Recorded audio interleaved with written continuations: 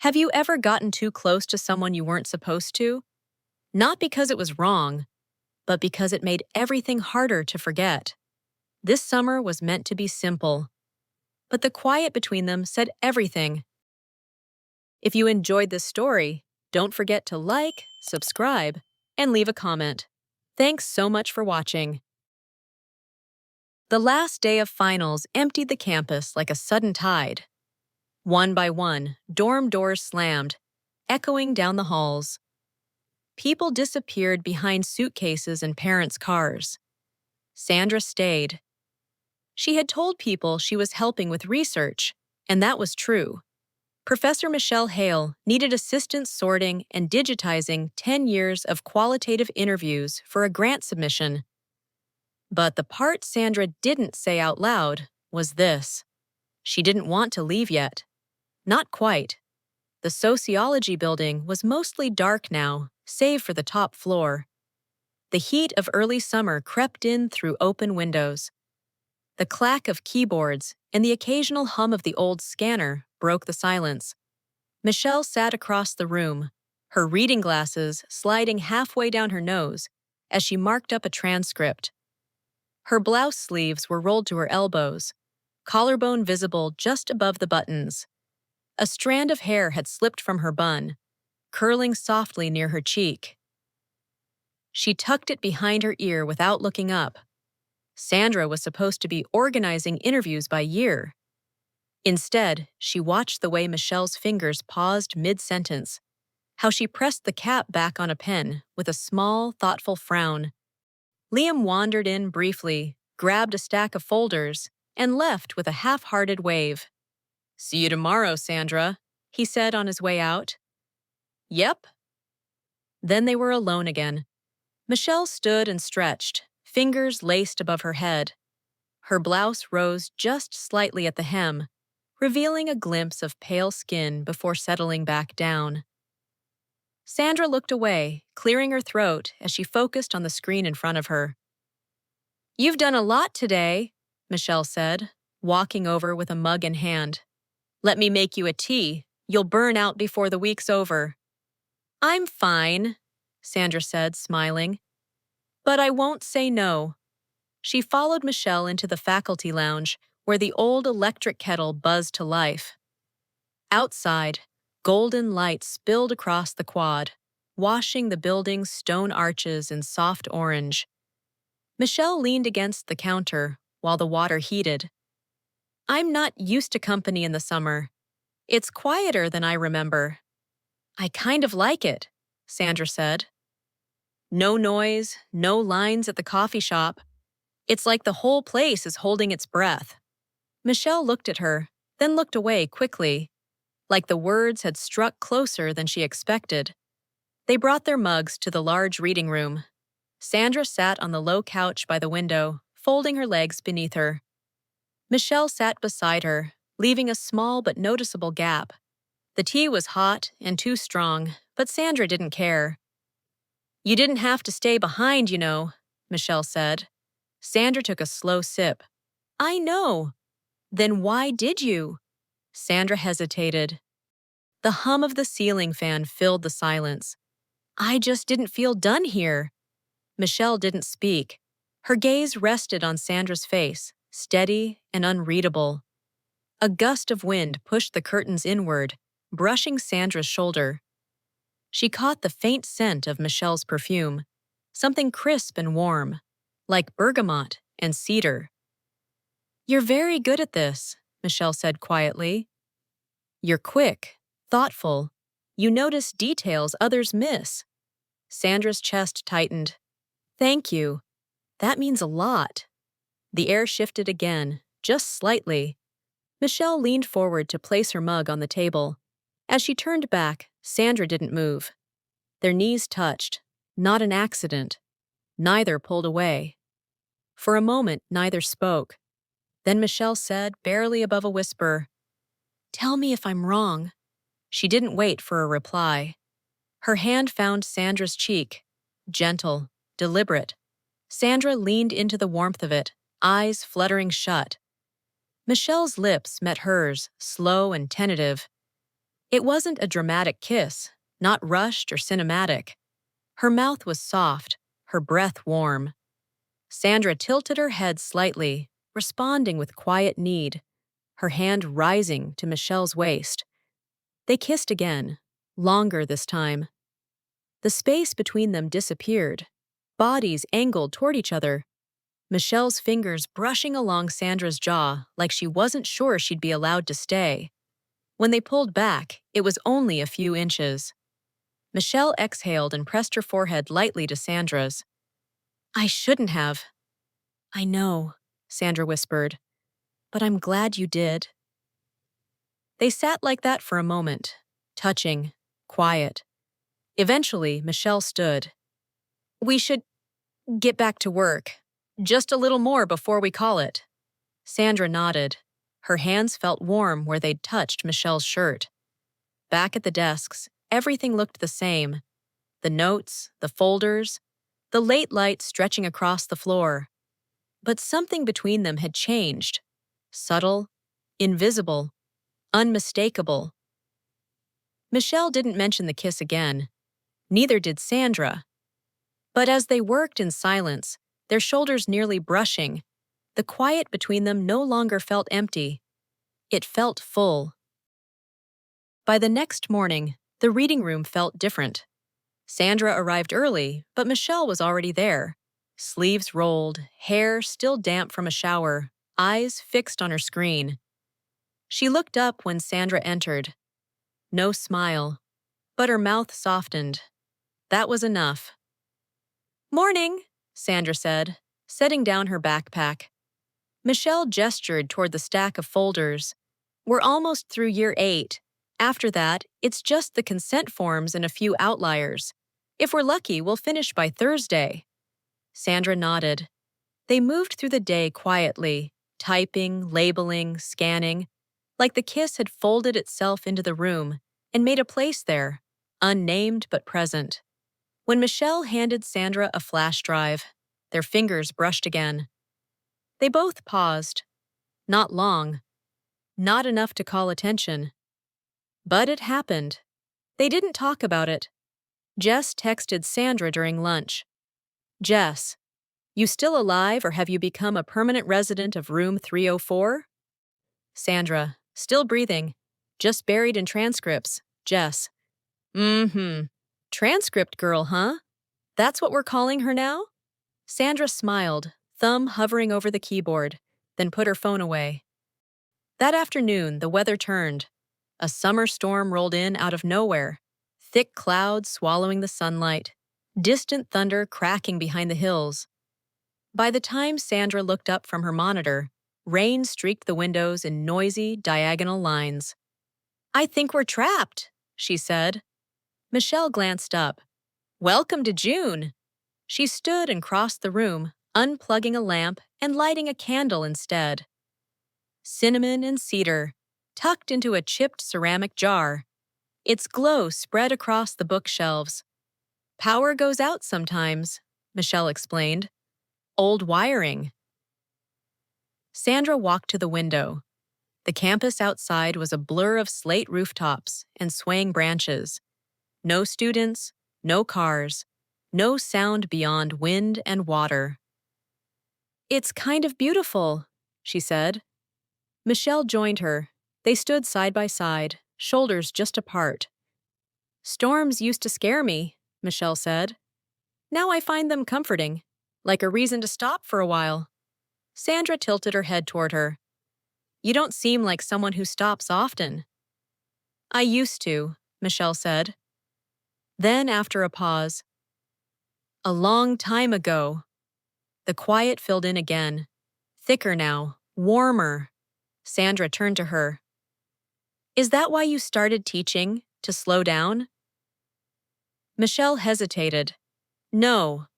I started because I thought I had something to say, but lately it's harder to tell if anyone's listening. I am. That was all she said. She didn't push the words. She just let them settle. Michelle looked at her fully then. No filter, no effort to hide the way her expression shifted. Sandra stepped closer. A little. Just enough. Michelle didn't move. The candlelight flickered between them. When Sandra leaned in, it wasn't bold. It wasn't planned. It was gentle, careful. A question shaped like a kiss. Michelle met her halfway. Their lips met again, softer this time, like they were both remembering how to do it. Michelle's hand found Sandra's forearm, light but grounding. Sandra's fingers curled around the edge of the windowsill as their bodies shifted closer. There was no urgency, just that slow hum of tension loosening in their chests. When they parted, their foreheads stayed close. "I thought maybe we'd pretend it didn't happen," Michelle said. "I tried," Sandra said. "But then you lit a candle." That made Michelle laugh under her breath, brief and breathless. "So it's my fault then." "A little." They stood there a while longer. Neither said what it meant. The next day, Michelle brought in lunch from the cafe near the campus entrance. 2 sandwiches, a container of watermelon cubes, and ginger tea. They sat on the floor of the records room, folders stacked like barricades around them. Sandra brushed a watermelon seed from her chin, and Michelle reached out to catch it before it fell. It was such a small gesture, but something in the way her fingers lingered, thumb brushing Sandra's jaw, made them both pause. "Is this dangerous?" Sandra asked, her voice low, not accusing, just open. Michelle looked at the wall before answering. "Only if we pretend it's not happening." They didn't talk about it again for the rest of the afternoon. Later that evening, Liam walked by the office and saw them packing up. "Still here? You two are machines," he said, tossing his empty coffee cup into the bin. "I'm off. Don't work too hard." Sandra smiled. Michelle nodded politely. The hallway emptied again. On the way out, they paused near the main staircase. The overhead lights buzzed faintly above them. Michelle reached for the switch to the archives room, hesitating. "Do you want to lock up?" she asked. Sandra glanced toward the door, then back at her. "Stay 5 more minutes?" Michelle didn't answer right away, but she let go of the switch. They ended the day seated on the edge of the long wooden table, half lit by the remaining daylight. Michelle sipped from the last of her tea. Sandra leaned back on her hands, looking up at the faded ceiling tiles. "Why are the quiet moments the ones I'll remember?" Sandra asked. Michelle set down her mug. "Because that's when everything speaks louder." Sandra turned her head. Michelle was already looking at her. They leaned in again, slower than before.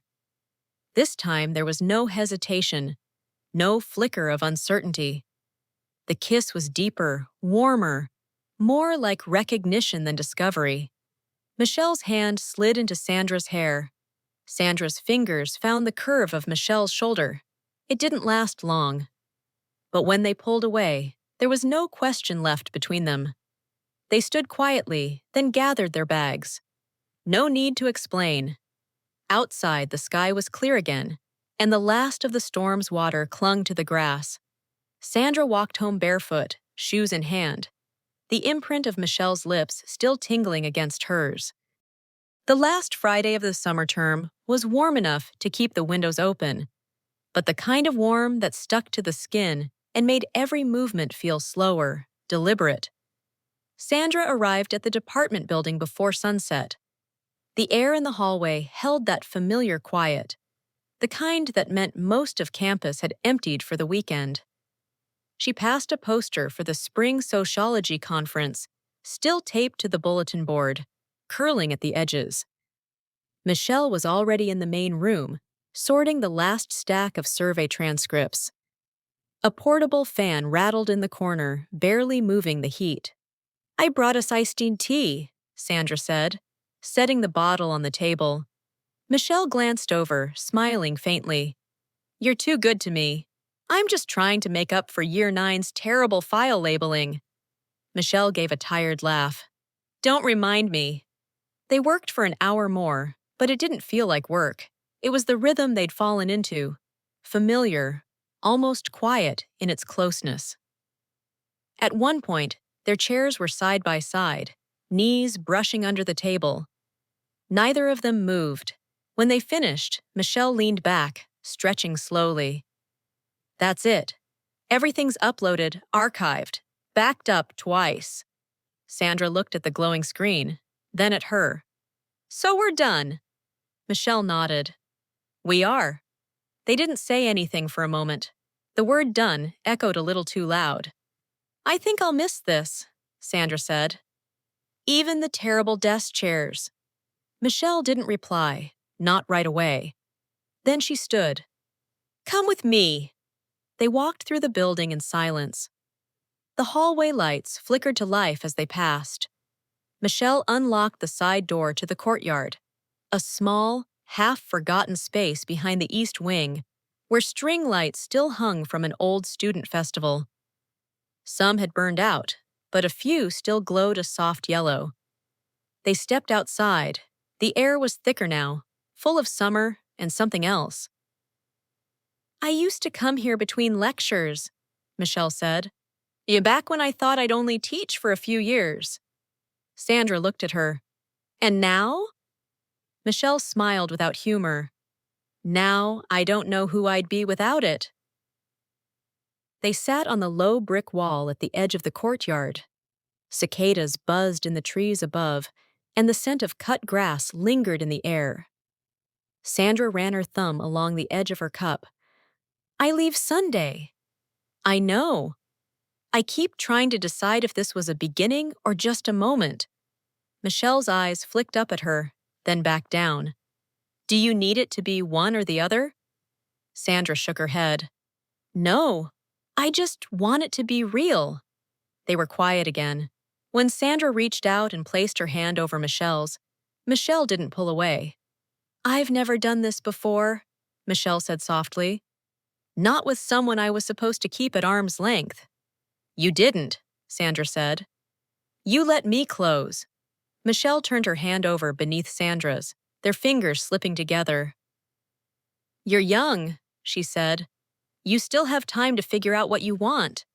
Sandra leaned in, their foreheads nearly touching. I'm not confused.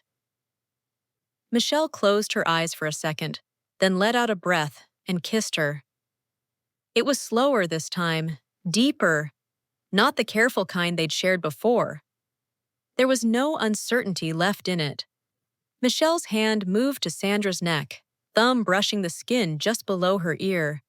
Sandra shifted closer, legs touching, her own hand resting on Michelle's waist. The kiss stretched out, not rushed, not timid, just full of everything neither had said during the long afternoons and quiet nights. When they pulled apart, Michelle looked down, then up again. This changes things. It doesn't have to, Sandra said. Not in the way you're thinking. Michelle searched her face, something unreadable in her expression. You're leaving. I know. And I have to keep doing what I do here. Sandra nodded. Then let's not pretend it didn't matter just because it can't stay exactly like this. Michelle smiled, small and tired, and full of something that looked a lot like gratitude. They stayed in the courtyard until the lights dimmed. Eventually, Michelle stood. Walk you out? Sandra shook her head. Not yet. So they sat again, fingers loosely intertwined, until the crickets started and the sky turned the color of ash. The next morning, Sandra packed her last box. Jess helped shove it into the trunk of the rented car. You look like someone who spent the night thinking too much, Jess said, leaning on the passenger side. I slept fine, Sandra lied. Jess didn't push. Michelle didn't come to say goodbye. Sandra hadn't expected her to. But when she reached into her tote bag for her charger, she found a small envelope tucked between her folders. Inside was a note, handwritten on campus letterhead. Some things don't need to be finished, just remembered. No name, just the scent of tea and ink still clinging to the paper. A month later, in her grad school apartment, Sandra opened her laptop for the first class of the semester. New city, new classmates, same strange ache in her chest when the afternoon light hits the desk just right. She pulled up the research files she'd archived that summer. Her name was listed on the project notes now. Research Assistant, Sandra Reyes. She smiled. Somewhere, Michelle would open the same folders. And Sandra hoped she'd think of her, just for a moment, before clicking away.